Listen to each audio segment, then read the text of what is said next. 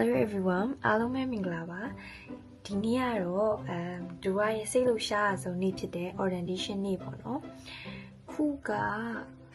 9နာရီခွဲပေါ့နော်9နာရီခွဲပဲရှိပါသေးတယ် ferry ကဒီကိုခွန်ခွဲတော့ pick လာလုံးမှာပေါ့နော် so get ready with me အဲ့ဒါစားလိုက်ကြရအောင်ဒီနေ့ကတော့နည်းနည်းတော့များတယ်ပေါ့နော်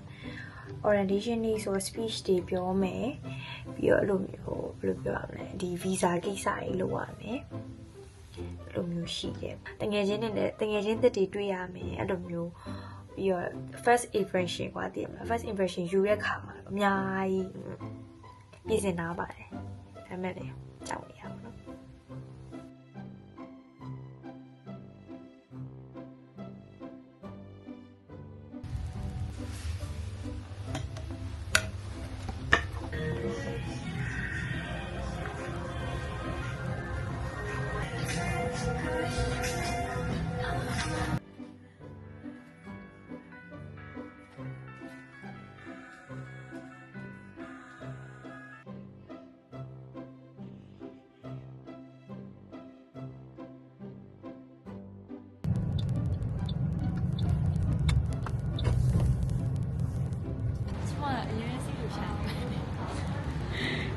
Hello. Hi.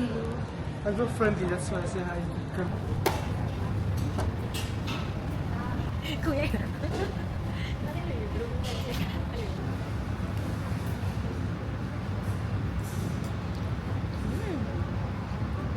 So good. Yan ka. Hola.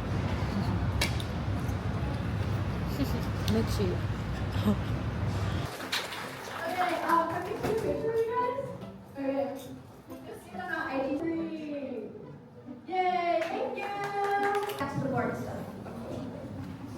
remember we told you that